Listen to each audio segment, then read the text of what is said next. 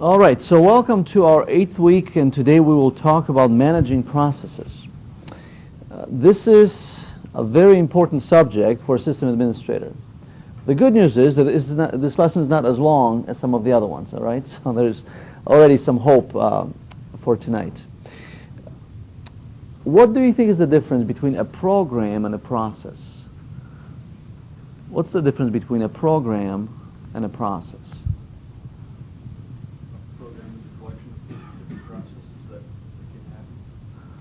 Okay, all right, that's a definition, yeah. And any other ideas? What else could be the difference between a program and a process? Please. Process is the program that's done. Okay, yeah, that's a very simple definition. So programs are basically the files. Okay, we write programs and we deploy them, but then when we run a program and it is loading to memory, it is being processed by the CPU, it becomes a process. So you have a lot of programs on your computer, but relatively few become processes. On a Windows system, how do you view processes? Like if you just want to preview what's running on the system. Task manager. Right-click on the taskbar, and on a Linux system, there is a number of ways at looking what is running, and there are some GUIs, okay?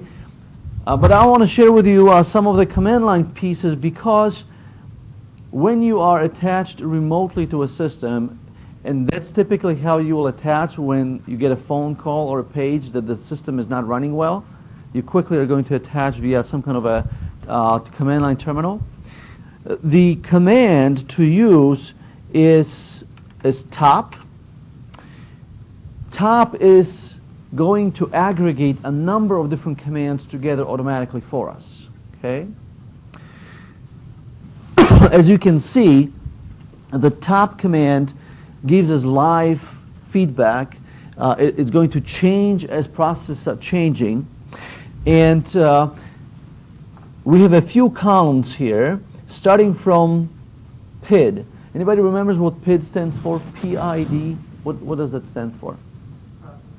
Process ID. So on a Unix system, when you load a program into memory, it becomes a process. It's given a number, okay?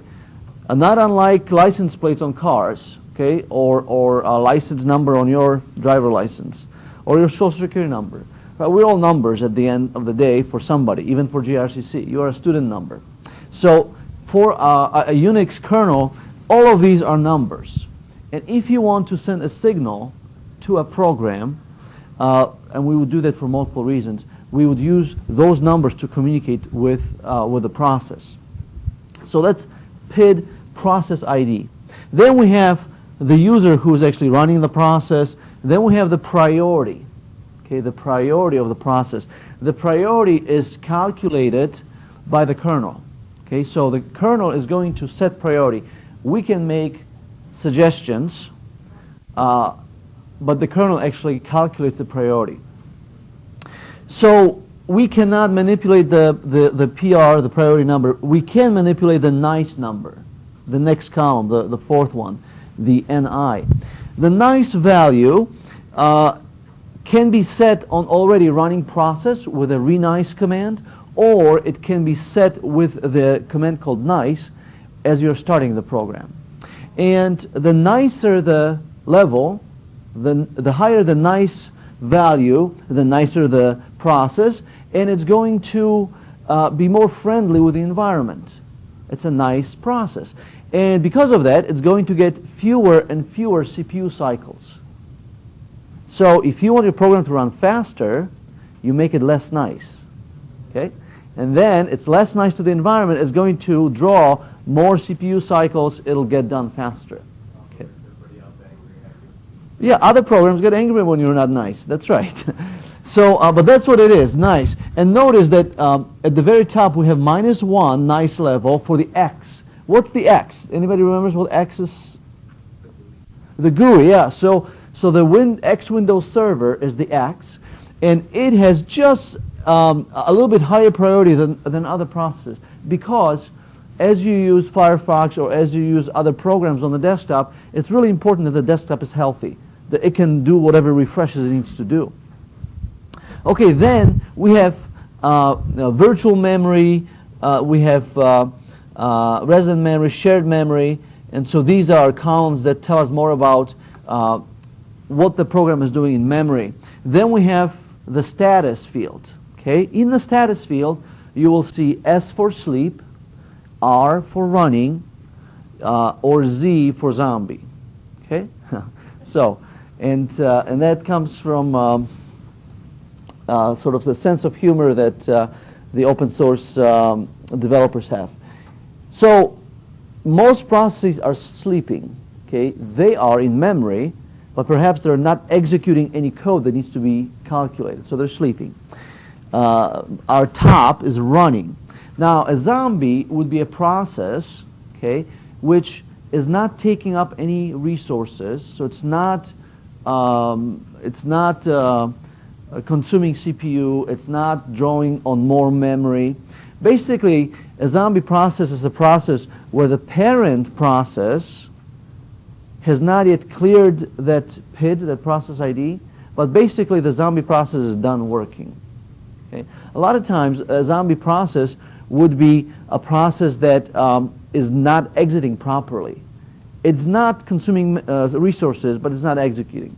Another expression was it's a defunct process. So these are not necessarily going to destroy our system, but they're a concern. If you have processes that are not exiting, it could mean sloppy programming. Okay?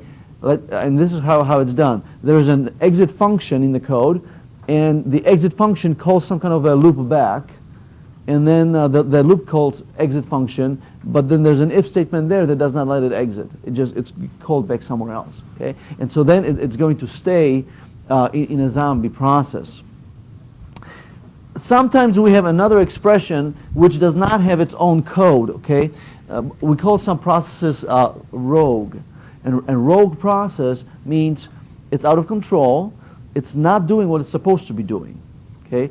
Typically, the cause is sloppy programming. But a rogue process is going to continually use CPU, and it could be leaking memory. So it's creating more and more variables that it's not actually using. So imagine maybe a loop that's infinite loop. If you've taken CO116, you know how not to do those, right? But let's say you have an infinite loop in the code, and so this would be a rogue process, because in fact, if you don't do anything, it's going to shut down your system sooner or later, because you're going to run out of memory, run out of swap, and the CPU is going to be so backed up that no work will be done. So to get rid of the zombie processes or the rogue processes, on a Unix system, we can ask the kernel. The kernel can be asked to withdraw, to close all the resources away from a process, therefore killing the process. You see, when you as the end user, when you say exit, you are nicely closing the program, and the program says, I'm done, thank you, and it exits. But there is a way on the Unix system to say, this program is not cooperating. I tell it to exit, but it's not exiting. So kernel, would you do me a favor and just close the world on it, and then it disappears. Which is why last week I mentioned the kernel is one of the laziest programs on the system, because as long as the kernel is running well, you can do everything you need to do. Okay? But the moment the kernel is having problems, then nothing will get done. So the kernel can then help you manage the other processes and get rid of them if needed. The other columns that we have is the percentage of CPU used, percentage of memory. We have information on how long the command's been running and the actual command. So top is a quick stop, a very easy way to get a snapshot in time of what's going on in the system. Now the upper levels of top, the very first line is created by a command called uptime. If I was to open quickly a new terminal, you see I can issue uptime, and it has the same display. Uptime at the very top there is going to tell us how long the system's been up, how many users we have on the system, and then it uses a metric called load average. Okay? Load average is an important metric because I could see, based on my CPU usage here, in these lines right here, Okay, I could see at any time 100% use of CPU, 100%. But that does not necessarily mean that my CPU is too slow, or that I have too much work on the system, or it doesn't have to mean that my system is slowing down. Okay, because 100% of CPU could simply mean that I have a process that right now is just spiking. Okay, so what we're doing with CPU is we're calculating this load average metric, which means how many processes are waiting to be processed, okay, at any given time.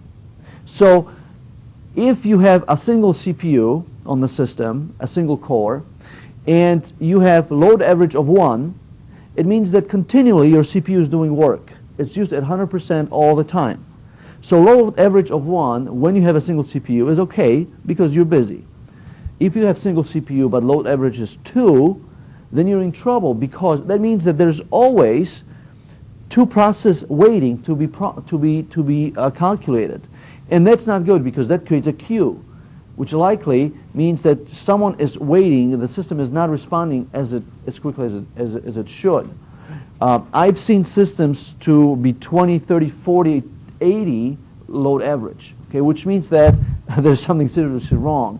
Usually that's going to happen if you have disk that's corrupted, because a process cannot write, therefore it's holding back the queue.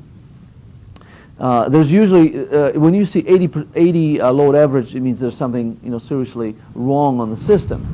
So let's create a process that's going to make our CPU work a little bit faster. What I will do here is I will say take out of the dev file system, what do we store under the dev file system? Devices, yes. So mouse, hard disk, any device. So there is a device that are called 0, which basically its job is to produce as many zeros as you want, as you need. If you use it, it'll just put zeros, zeros, zeros. So I'll take those zeros and I will redirect them into another device called dev null. Anybody knows what dev null does? Blank. Yeah. It's blank. It's like a trash can, unlimited trash can. So if you would like to redirect display from, let's say you're running a command and you don't care to see what it displays, you can redirect that to dev null, which means it's not going to show on the screen. It's just consumed and discarded. So right now we have this important process that produces a lot of zeros and puts them right into a trash can. And so when I do that, see, what's going to happen with top is, hey, this particular process is going to consume quite a bit of our CPU. And then that's expected. And as we run it, what you will see in the upper line, okay, there are 3 numbers here that are the load average numbers. The first one is in 5-minute increment. The second one is within 10-minute span. And the third one is for 15-minute span. So what we'll see is soon the first number is going to come very close to 1, or it'll be 1, because it means that we continually have one process that's waiting to be, there's always another 0 coming, okay, so there's one process always waiting. And the 5-minute average is going to approach 1 first, and then as we have this condition for 10 minutes, then the second load average number will increase. So you see, load average helps you to see how your system is doing in terms of CPU processing. If the load average is less than the number of your cores, then you are okay. If it's more than that, then you gotta rethink your strategy for the system. You may have to upgrade the CPUs, or you may need to remove some services and put them on another system. Okay. Some of the IBM boxes are really neat. You can rent, so let's say you buy 32 CPUs, okay? I'm sorry, you buy the system with 32 CPUs, but you only pay for 16. And then, if you need the other 16, you call IBM and say, would you enable them, please? And they remotely enable them, and now your box has 32 CPUs. Okay, some really cool stuff, the whole on-demand commercials from IBM. All right, so now we are increasing load average. Our cat command is running. Let's look at some of the other lines. We have general totals on the process running. We have information about CPU. The CPU can be split into multiple pieces of information. So how much of my CPU performance is taken up by the user itself? And right now, that's 20%. How much of it is taken up by the system? So for our devices to work, see the system CPU side is used. And then there is other sides like input, output. When you write to drives, there is a CPU face for that. Finally, we have memory. How much total memory we have on the system? There's about 1 gig on this virtual machine. How much is being used? How much is free? And in the future, when we talk about performance, we'll talk about how these numbers work together. But there's a command, the command called free, that's going to give us these numbers. So you can see that top very conveniently puts a number of commands together and refreshes them every so often. Okay, so that's top. Now, let's look at another command which is going to allow us to see the processes that are running, and that's the PS command. Okay, PS. The PS command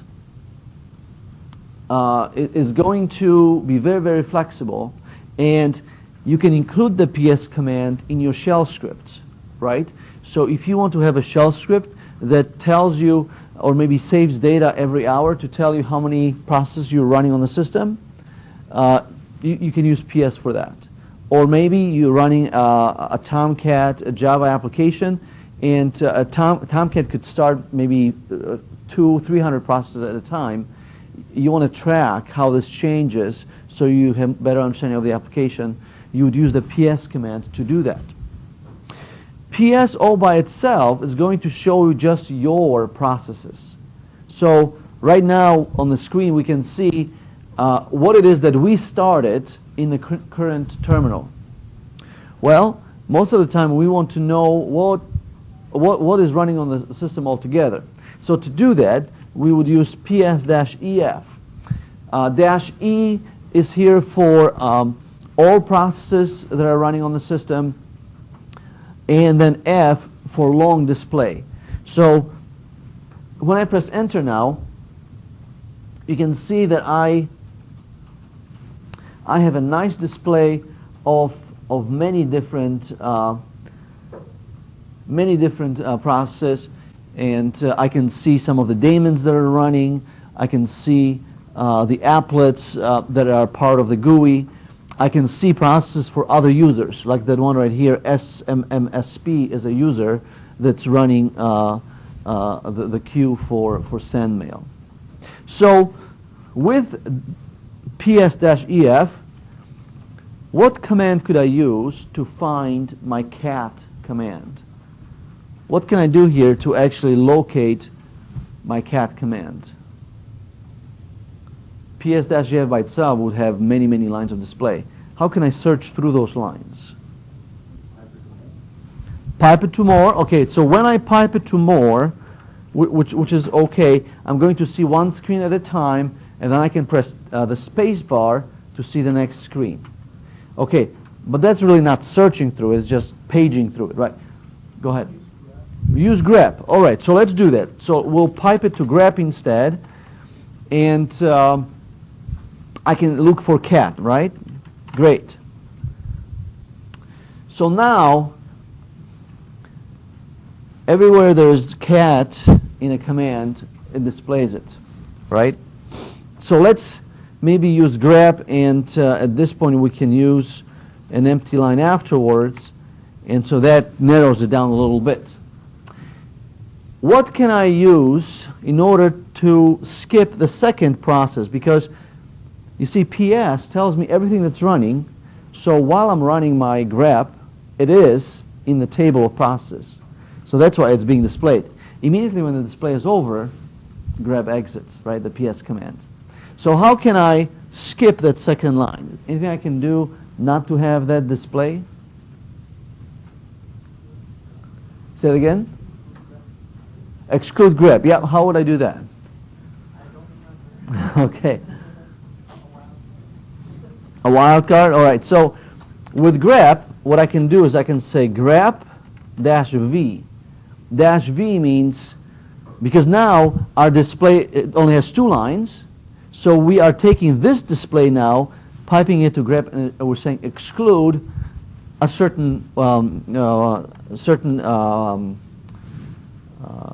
syntax or word, and so when we do this, we're going to exclude everything that has grep in it. All right. If you are not sure about case sensitivity, you can use dash I, and so dash I is going to be case insensitive. Okay. All right. So the PS command, and that works well. Let's take a few moments, and on your computers, go ahead and type in man PS. And what I'd like you to do is just go ahead and just read for the next 3 minutes or so through the examples, through the man page, and we'll resume after that.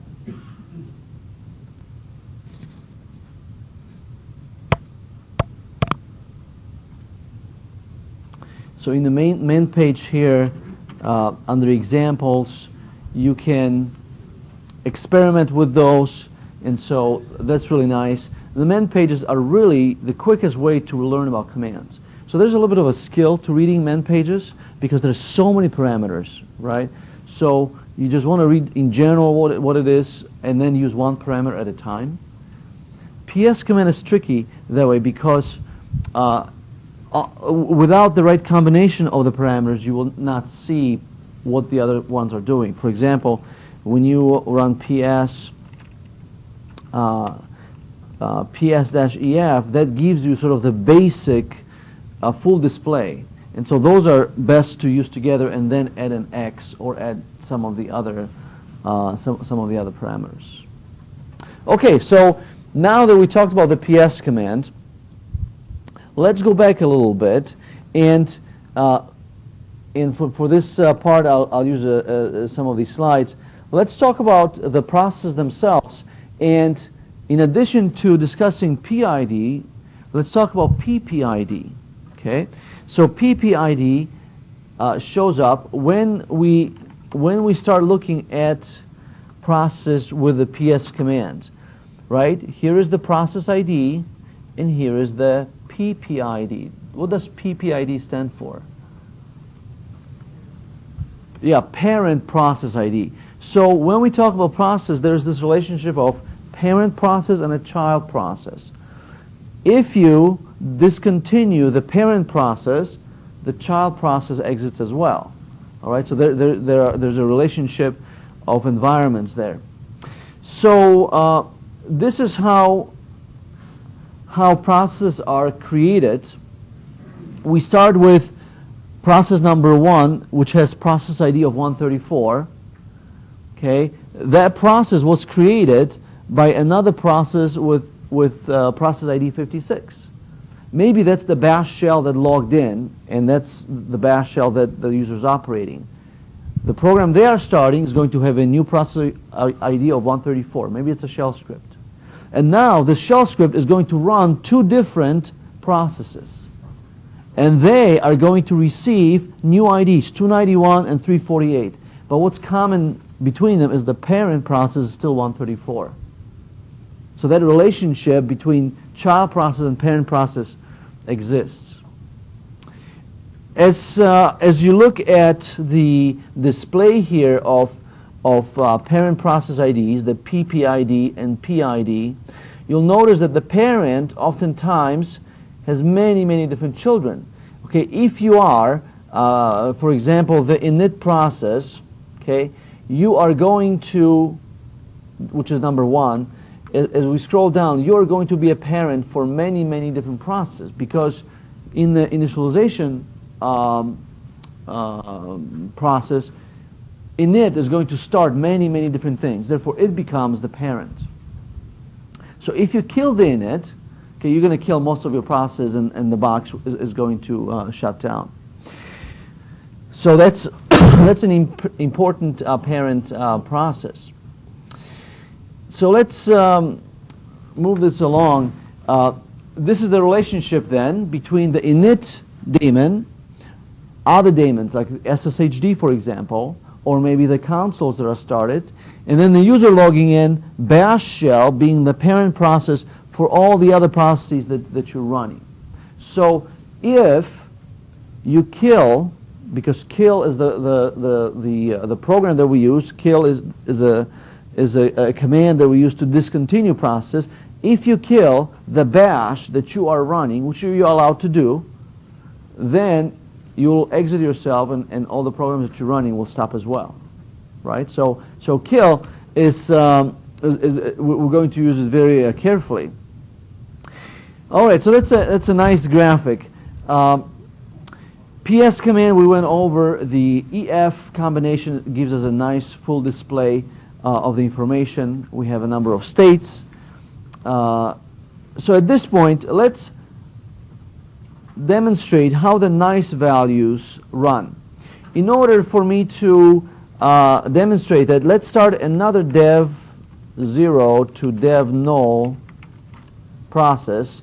Now we have two of them, and the algorithm that the kernel uses to determine priority is very fair. Okay, if the processes are similar, then they will both get the same amount of CPU. Right now, they both are getting right about 50%. So the technique of using nice levels helps us to discriminate against that, okay? And we can now make one process get more CPU than the other. And so this is done by executing a program called renice. And with renice, we'll say, go ahead and create renice with level. And by the way, the renice levels go from, let's see, priority, minus 20 to plus 20, I believe, but let me check that. And this actually is unique to the Unix system. If you look at AIX, it'll be different. Okay, and it's different on Linux systems. So it's always good to check that. Let's see. Okay, yeah. So range from 0 to 20. Increase the nice value from 0 to 20. Okay, so the nice values go from 0 to 20. So they go from 0 to 20 for a regular user. So if you are a standard user, we have no problem of you saying, I'm a really nice user. Okay, we're going to make my process take less CPU and less resources. But if you are the administrator, you can speed things up. You see, regular users can't do that. So we can say, as the root user, we can say, go ahead and run a renice and make this process to be, maybe -5. X runs with -1, right? So we're going to make it -5. If you make a process, especially a crazy process like this cat command, if you make it -20, okay, you will effectively cause issues on the system. So we'll say -5, and process ID, I have to look that up. The winner is going to be the 20. They switch around. So the winner is going to be the 2723. And that, of course, doesn't work because I have to say N for the nice value. Perfect. So now it's switched it, and it says the old priority was 0. It's actually the old nice level was 0, and the new nice level is -5. Because notice that the priority, which is calculated by the kernel, is actually 15. Right? So the priorities are calculated by the kernel, and we don't get to set that value. Now that we reset the first command, the cat command, to -5 nice level, notice that it gets 74% of CPU, 75 actually, and the other one is getting about 25% of CPU, right? So if we have a backup, and we plan to run this backup 1 in the morning, we could say, let's run this backup with a nice level of 10, which is about 10 levels above all the other processes that will run. which makes it nice to the environment. Therefore, the users will not be as affected by it. See, backups have the tendency of sort of taking all the resources and almost shutting down the system until they're done. So you can run backup at a higher nice level, lower priority, and make the users not be upset if they decided to stay that late at night and work on the system for some reason. On the other hand, if you have some emergency utility that's running and it's fixing something, you may choose to set that nice level very low, and so get it done as soon as you can, because that's the important piece. Okay, so that's the nice value. And so let's see. Yeah, that makes pretty good sense. Does that make pretty good sense? Okay, great. Usually I don't use the PowerPoint, but tonight I just want to make sure that I don't miss anything. Okay, so a nice display of our options for the PS command, and you read the man page, so you have those down. The top command, a nice way of looking at organized process, either by CPU or by memory. If you run top, you can press the H key for help, and so now it gives you more information about what it is you can do inside of top. Inside of top, you can kill processes. So if I press K, it says, okay, which bit would you like to kill? See, so it's a little interface here that sort of makes us very productive. Or you can choose to sort not by the CPU but by memory, for example. So under H you can see all those options that you're given. Yeah, so that's top, and that's a very useful command. Which brings us to the kill process. Now, earlier I mentioned that open source developers have a sense of humor, right? So kill, has been around for a while as a core Unix command.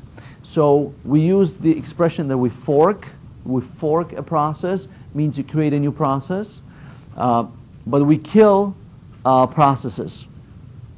And there are many signals that kill can send. Some of them are very pleasant, and by that what I mean is you can send a kill signal to a process and basically ask it politely, would you please exit? Most processes will respond to that, and they'll say, no problem. In my mind, that's what they're saying. No problem, but before I do, let me close my log files, let me close my database connections, let me exit cleanly, okay, exit properly. And on most enterprise systems, like those Tomcat, 200 processes, Tomcat applications, you want to make sure that you exit correctly. You don't want to have your data corrupted. You don't want to have records in the database out of whack. If you use transactions, like in an Oracle or MySQL database, then sometimes it's okay just to quit, because transactions in the database will roll things back and make sure that your database is in a working order. Well, if you're running a database like MySQL without transactions, then you're in trouble, because, hey, we sold this item, we took the money from the guy, but we never put that in the orders list to actually be sent out, right? And stuff like that gets you in trouble. But that's what happens when you exit a process without it closing whatever transactions it has opened. So kill command, okay, is going to require a process ID. So this process ID that we created as a monster here, the 2723, we're going to discontinue it, okay?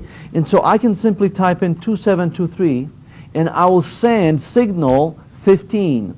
Okay, kill has a number of different signal levels. Signal 15 is the nice one that says, would you please exit?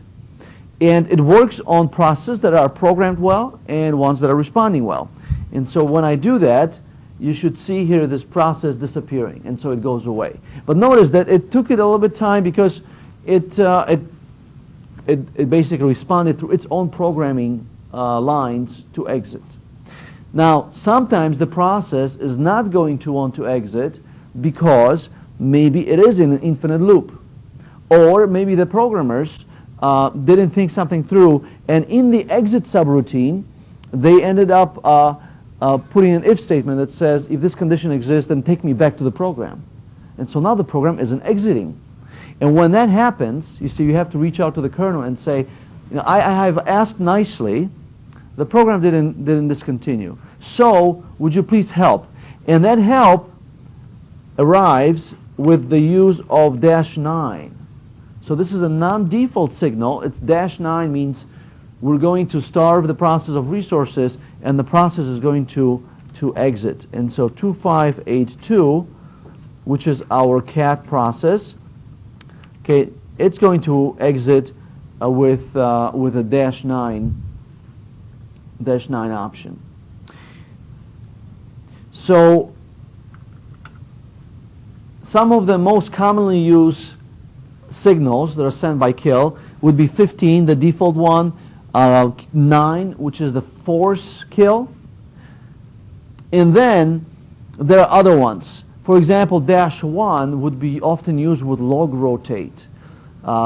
Maybe you're running Apache, and in order to rotate logs, you have to rename the current huge log file, maybe a gigabyte in size, and then Apache can't write to a file that you just renamed. It loses the write handle to it. So you're going to send kill -1, and Apache is going to exit and restart automatically, and then it'll start rewriting the log file. Okay, so that's why the -1 is very useful. Then we have -3, which basically is going to create that core dump. Very useful with Java programs. You can, for debugging basically, you can take the core dump and then send it out. -2 is used when you press Control-C, which we sometimes do to exit programs which are, for some reason, do not have some other way of exiting correctly. The expression of trapping a signal, you see, it really means to program your software in such a way that when the signal arrives, you're listening for it, and you're going to do some quick code to exit. So if the programmer that created the software did not program that in, you see, then the signal isn't trapped, and the signal is not going to respond well, which is why then you have to send a -9, the sig kill, to actually force it to exit. Okay, and so that takes us to another command called kill all. Notice that my processes received some feedback. The first one shows as killed. Okay, so this is the I believe that this is the process. Let's see. I think this was the -15, so the default kill, whereas this one shows terminated. Okay, the -9. So the users who have their processes discontinued receive some information that something wrong happened. So let's restart these processes. Okay, we'll restart these processes, and now notice that I have a situation where I have multiple processes with the same name. It is possible, especially with those Tomcat application servers, to have 200 Java processes. Okay, and if you found the parent process and killed that one, then possibly all the other ones will exit. But if your Java application has issues, then sometimes there will be Java processes that are rogue, and stuff just doesn't work well. So instead of having to say kill -9 on every process ID that says Java next to it, you can use kill all, where you give the name of the process that you want to discontinue. And so no longer do you have to look up the process ID, but I can simply say kill all cat. If you like the feline, animals, then you may not like this command. So you can issue the command and then both exit automatically. I did not have to list the process IDs. And with kill all, you can still do -9, okay, or send individual signals. But that way, kill all takes care of my process.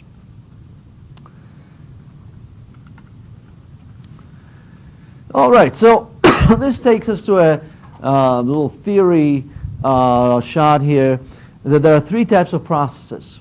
By the way, this is really easy to put on a quiz, right? 3 types of processes. There are binary programs, shell scripts, and shell functions. Extremely useful information. All right, look for it on the quiz. Then we have a very important part which has to do with forking, and it goes back to the time when we talked about environment variables, when we talked about bash, and I took the time to explain the difference between sourcing and executing, because this is where this comes to light. Okay, so let's start with a process. Let's see. Let's start here with a process of ID 488. Okay. Let's say that this is our bash shell. We're going to start a program called ls. Okay. In order for that to happen, the kernel has algorithm. It has a function to fork a new process. So a copy of our executable environment is going to be made. For the time being, you see our shell is put to rest, right? You can't type in any command while the other one is running. A fork is made, and a new process ID is issued. We become the parent process. We execute the ls command. Then the ls command exits, and then our bash shell exits the wait state, and we go ahead and then can use it again. Okay? So this happens when you execute an ls command. Sometimes, though, you can, as you are forking a process, you can specify, I want to put this process in the background and let it execute for as long as it wants to, but give me back the access to my shell. And that's done by putting a character at the end of the command line, %. So let me demonstrate to you how that might happen. Right now, what you see here, okay, is the process that's running, and it's blocking access to my terminal. Right? I'm in the wait state. What it's executing, it was forked. Well, I could have started it with an % at the end. And when that happens, the process is still running. It still is going to take the CPU as before. But now I can execute additional commands. I get my terminal back. This type of management of processes was very useful with dumb terminals, because you only had one keyboard and one screen to work with, right? Now you can see that today I'm opening new tabs, I'm opening new windows, I have as many terminals as I want to. And even when you do this remotely, you probably can SSH the second time or a third time and see multiple windows to a remote system. So today the use of some of these tricks I'll show in a minute is not as wide, because I can open a new terminal if I really want to. So right here, I have a process running in the background. Now, when you start process in the background with %, what do you think is going to happen if I exit the shell, if I log off from the remote session? Yeah, because when the parent dies, right, the child exits. Well, oftentimes we start these background processes, and maybe we are running a backup, okay? And so it's very important that if I exit, the backup continues. So there is a trick to starting these processes in a different way, and that is by adding no hop to the beginning. And so no hop is going to do a couple of things. First, it'll keep the process running even after we exit. And then it'll store in a file called nohop.out everything that comes out of this process as standard output.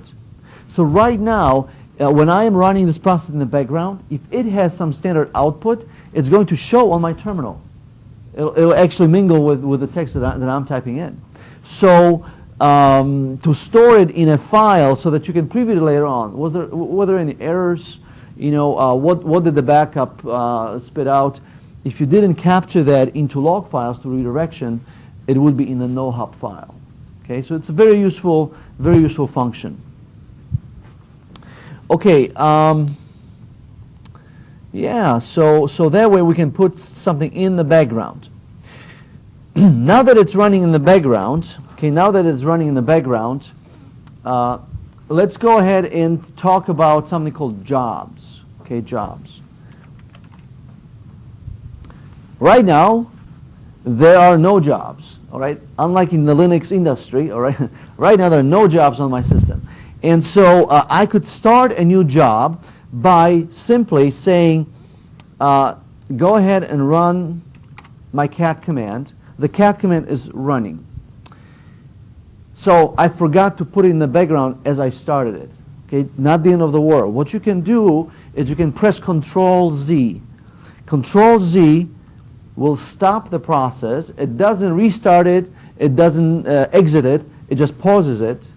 Now that I know that there is a job here that's stopped, I can say BG1, which puts this job back in the running mode, okay, with job ID 1. So when I issue the command jobs, I have one job running.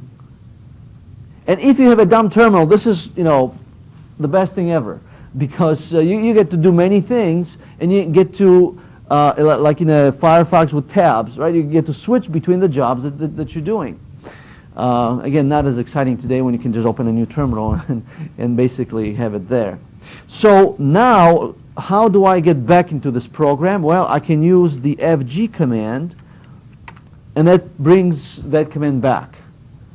If this was VI, I could have done that with VI, and so you can be editing a file, put it in the background, and then bring it back to the fore.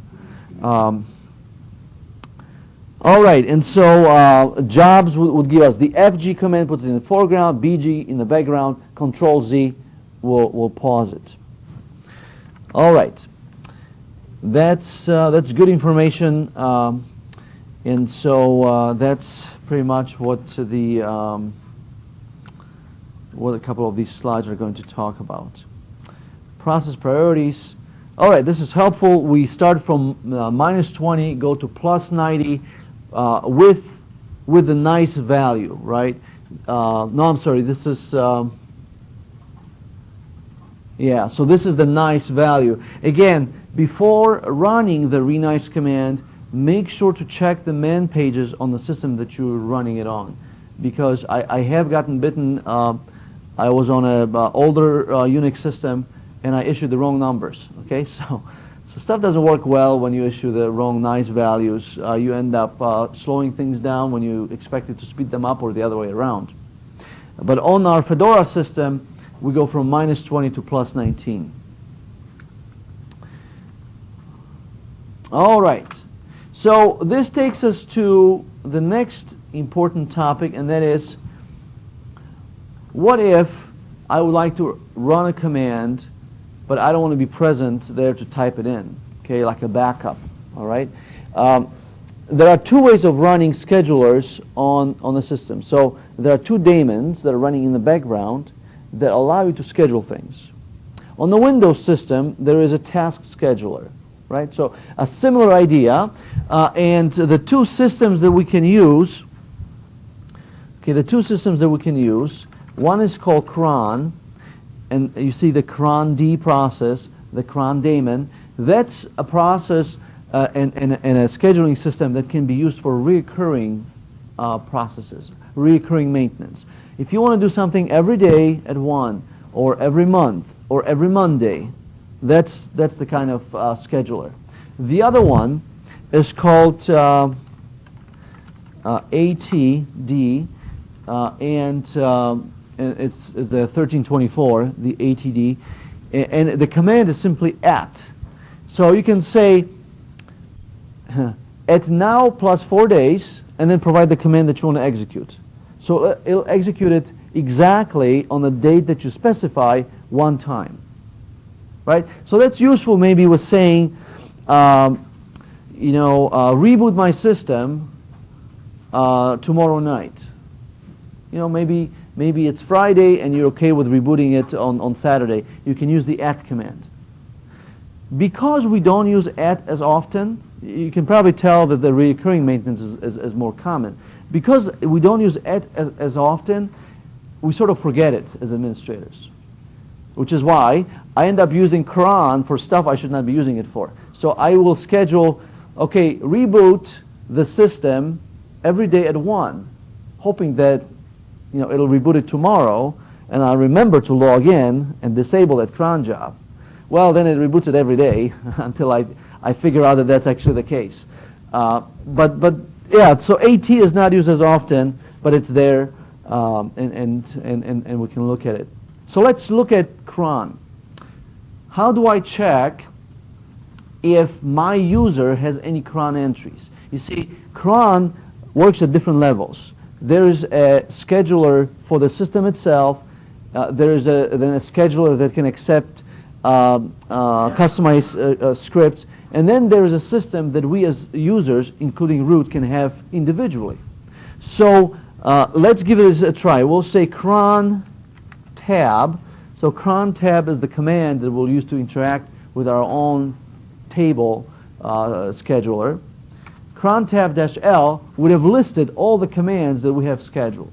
So now we know that it's empty. Cron tab -E allows us to edit a specific table.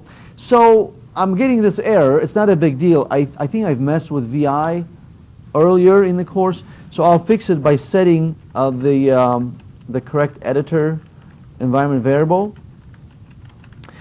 My VI basically is not under bin, it's under user bin. Okay, so now if you choose to use nano, you can say export editor equals nano, right? And so then you can use nano for the editing of this. So in here, as any shell script, I could put comments. Okay, so I can say this is my set of reoccurring jobs, and the first 5 fields are going to define time. This is going to be a text database, just like the etc password file, where each column has a meaning to it, or the etc fs tab. This is going to be this kind of a column defined text database. So there's a record for every new job, and then there's a column for its property. So the first 5, 1, 2, 3, 4, 5, the first 5 fields are going to define when this should execute. And the first column is number of minutes. So let's execute something 15 minutes after the hour, maybe 1 a.m., military time, right? So every day I want you to execute at 1:15 something very specific. And maybe our specific command is going to be date that redirects into our home directory and Tuesday.log. Every day we're going to, I don't think Tuesday is a good name here because it sort of indicates time. So we'll just say cron.log. There we go. So right now, every day at 1:15 in the morning, there will be a file recreated called cron.log. This could have been as well a backup job or some kind of a check that you run on the system. It's common to have maintenance jobs for databases in cron tabs. Every day you want to index your database, put it in the cron. The other fields indicate the number of days in a week. So let's say you want to do everything, you want to do something every Monday. I think it goes from 0 to 6 or from 1 to 7. Look up the textbook if you want to know exactly. But it basically, one means Monday, and so you just have to figure out which one is which. So that's the day of the week, then day of the month, and I believe the last one is day of the year. And correct me if I'm wrong on those. The bottom line is that you probably use most often the first 2 because you want it to run every day. on a specific time. But if you would like to run something every minute, this is how you do it. See, cron is going to check for new cron jobs every minute. So the smallest time period that you can run a job is every minute. If you wanted to run the job every 10 minutes, you can I'll write it down this way. If you would like to run something on the 5th minute and on the 55th minute, then this is how you write it down. So you can comma delimit specific number of minutes or hours and so forth. So right now, let's run it every minute. And now it says, hey, new cron is installed. And when I say list cron, then it shows me what's in my cron scheduler. Okay, so now the hope is, okay, the cron.log is created, but I think it's created from my last night class. So, oh, actually, I think I called ours cron.log, not cron.t. So I'm going to delete the cron.t. It's from a different demo. So right now we just have to wait, see, until the first minute kicks in, and cron gets to decide when the minutes kick in. I think they go by the actual scheduled time. So we have another few seconds. We have another few seconds to do it. Okay, so cron.log is now showing, and if I look inside, it shows our current minute. And then every minute, it's going to go ahead and refresh. Does the scheduler make pretty good sense? All right, and so the at command, basically, you just say at, specify the time, and then move forward. In fact, later on, there's an exercise that we'll do, and it'll have some of those examples.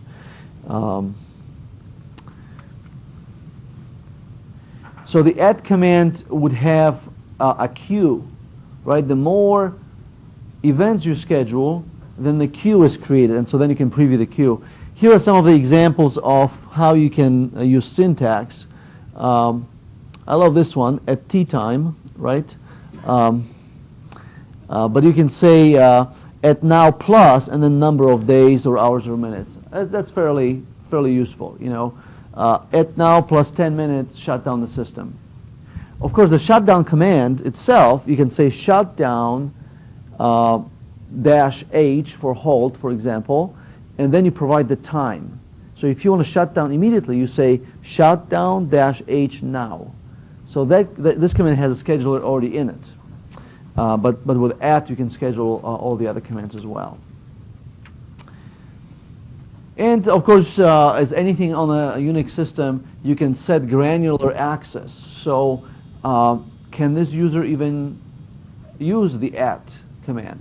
If someone is abusing, right, their privilege of using these commands, you can remove that as the system administrator. And so now this is important. Basically, locations of various schedulers: var spool cron, cron tab, or etc cron tab, and etc cron.d. As you install an RPM, right? You say rpm-uvh, and then the RPM file. The script in that RPM file could install a new cron automatically. Most likely, it'll put it under etc cron.d, and it'll just put a file there that has the scheduling job in it. So that's why there are different ways of tapping into cron, depending on whether it's interactively user creating the cron or maybe a script that's actually trying to schedule something. All right, and now a good slide for my review here. So a minute is first, hour second, day of the month of the year, and then finally day of the week. So I was pretty close. I was pretty close on that. And it goes from 0 to 6, like all arrays should. So that works well. And so here's the comma syntax, but also 1 through 5, right? So do this Monday through Friday. Monday through Friday. So the dash will allow you to do that. Otherwise, you could have said 1, comma, 2, comma, 3, and that would have worked as well. Okay, cron tab and the summary. Excellent. So I just want to make sure that I didn't miss anything. So we talked about renicing, we talked about processes.